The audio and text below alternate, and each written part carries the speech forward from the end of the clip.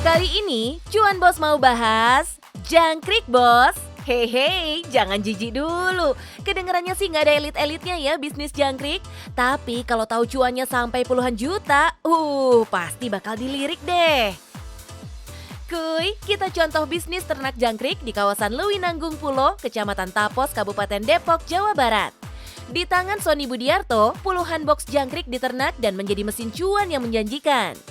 Halo bos, nama saya Sony Budiarto, saya seorang peternak jangkrik, tepatnya peternakan jangkrik Lewinanggung Sony.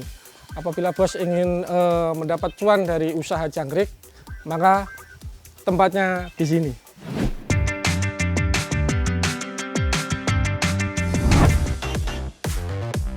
Bermula dari mencoba peruntungan ternak jangkrik di tahun 2010, Pak Sony jadi salah satu peternak sukses di Jawa Barat. Setidaknya ada 60 box kandang jangkrik. Bukan box kecil-kecil ya bos, ukuran kandang jangkrik sekitar 2x3 meter. Ini sih bukan peternak kelas teri ya. Memanfaatkan lahan tak terpakai, kandang jangkrik dibangun dengan konsep semi terbuka. Di Indonesia, ternak jangkrik sebenarnya sudah nggak asing lagi. Yang perlu dipikirkan sebelum terjun ke bisnis ternak jangkrik adalah pasarnya. Yup, harus pinter-pinter cari pelanggan yang butuh jangkrik setiap hari.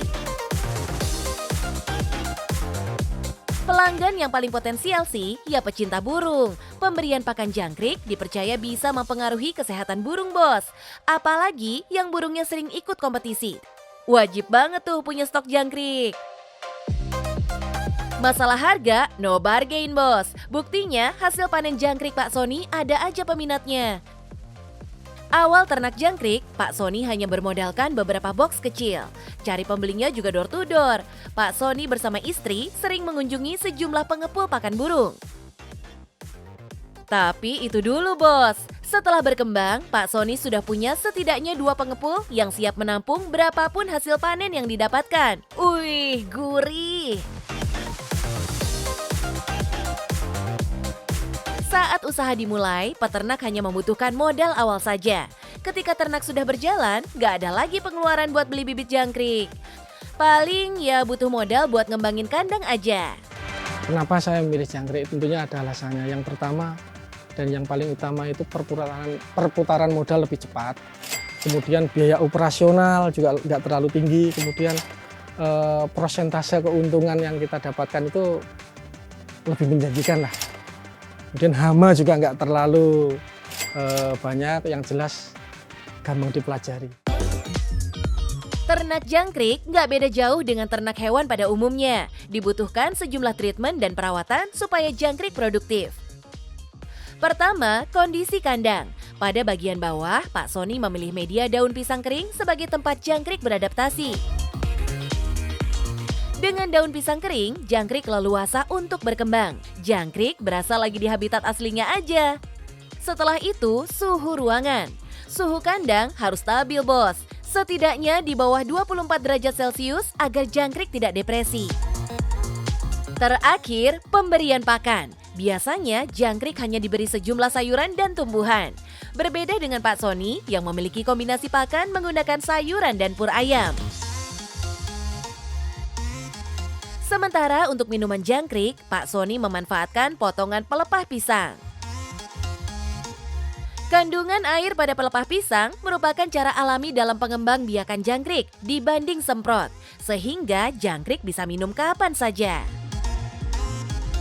Sistem ternak jangkrik ini dimulai dari indukan. Indukan jangkrik biasanya berusia di atas 30 hari. Secara bentuk, indukan jangkrik memiliki sayap, warna pekat, dan ukuran lebih besar. Untuk menghasilkan telur, indukan jangkrik biasanya ditempatkan di box isolasi selama beberapa hari. Pada bagian bawah kandang diletakkan pasir dengan wadah khusus. Setelah beberapa hari, baru deh bisa panen telur. Ada tekniknya nih, bagian pasir kemudian diambil, setelah itu siram dengan air bersih. Saring pasir menggunakan kain dan telur jangkrik akan terpisah dengan sendirinya. Diamkan telur jangkrik beberapa saat sampai mengering.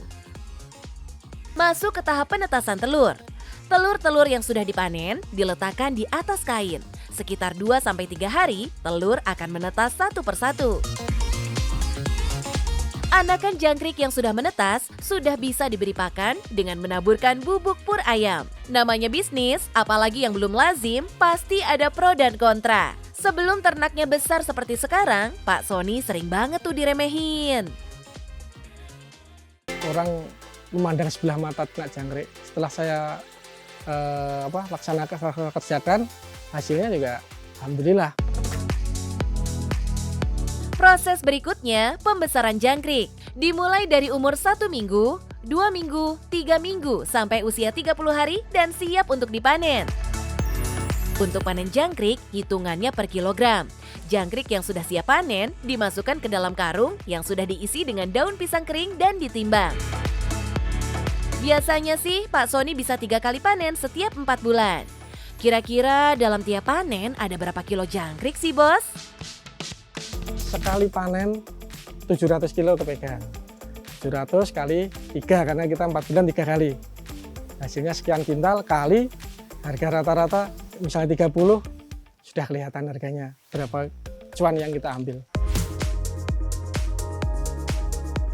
Gurih, Bos. Ternyata bisnis ternak jangkrik bikin kantong tebal. Tiap panen, jangkrik yang dihasilkan Pak Sony mencapai 700 kg. Kalau dihitung nih, ada sekitaran 2,1 ton jangkrik per 4 bulan dengan harga Rp30.000 per kilogramnya. Berarti omset keseluruhan Pak Sony per 4 bulan mencapai Rp63 juta. Kriuk, Bos, benar-benar cuannya pecah abis ya. Bagi Pak Sony, belajar dan belajar adalah hal yang harus tetap dilakukan untuk meminimalkan kesalahan yang pernah ada. Intinya, Bos, jangan cepat puas. Untuk rekan-rekan yang mau usaha, apapun bentuk usahanya, yang penting fokus, sungguh-sungguh hingga akhirnya kita dapat cuan, Bos.